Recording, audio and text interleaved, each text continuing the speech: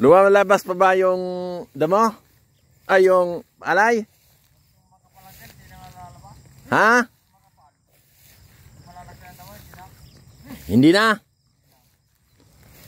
Magkano ang arawan ka ba?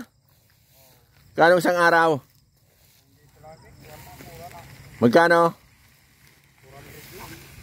Ilang umaga lang yon? 400? Umaga lang. Kalabaw at tao na yon. 400. Anong oras ka mag-umpisa niyan? Mga alas 9. 500 na yon. Oh, anong tawag yan dito? Sagad? Yun, sinasagaran. Para mayroon pa kayo makuha niyan. Mayroon pa kayo, yung kalahati maganda. Kalahati. Yun o, pinapasagaran dito para bumagsak yung damo. Pero yung kalahati maganda. Tatayo pa yan. So, hoping na makarecover. Ganito ang nangyari dito.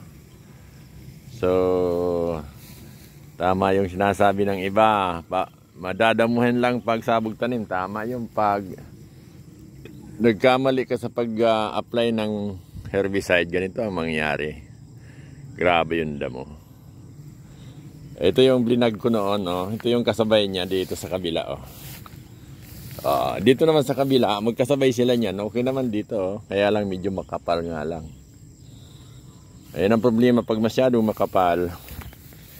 Nakita nyo yan, oh, hindi siya masyadong makabuwilo. Eh dapat pag nagsabog kayo, katamtaman ng kapal. Dito, ang isinabog daw dito, halos sa 1 hektarya, 3 bags na punla. Ibig sabihin, 120 bags sa 1 hektarya. Ganyang kakapal. Oh. So, kaya pag nagsabog tanim kayo, pag-aralan nyo rin. Pinaka the best sa 1 hektarya, kung kaya nyong mapatubo yung sa 1 hektarya na sabog, mga 60 kilos. Katamtaman yun. Hindi masyado kumbiyansado. Sa 1 hektarya, 2 bag, so kaya 40 kilos. At siguraduhin nyo na iabang talaga nyo yung tamang pag-apply ng herbicide. Kasi pag nagkamali kayo, ganito ang mangyayari. Oh. Iniwan ko kung ilan pa dito ang makabawi pa ba ito sa gasto. Kasi ganyan na dito, wala ng palay. Oh. Pinapasagadan. Sinagadan kanina sa Bicol Pass Road. Pero kahit napadaan niyan kung wala ng palay, wala na. Naalagaan mo naman. Ganito mangyayari. Ito, 64 days na ito. Ito, 70 days na ito kasi nauna sila sa akin ng 1 linggo. Actually, nung nagsabog ako dito, nagsabog sila. Linis-linis din nung kasi tinaniman ito ng mais nung last summer. Itong sa akin, sobrang damo ito noon, pero awa ng Diyos, okay naman yung labas. Okay naman yung tubo. Hoping na sa mga susunod na araw maganda ang panahon.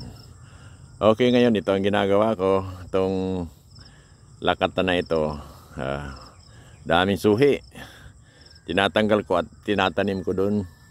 Pero yung mga gustong bumili dyan ng suhi, ito available. 100 ang isang suhi. Pwede deliver. Pero pag pick up dito, pwede ng 75. Lakatan.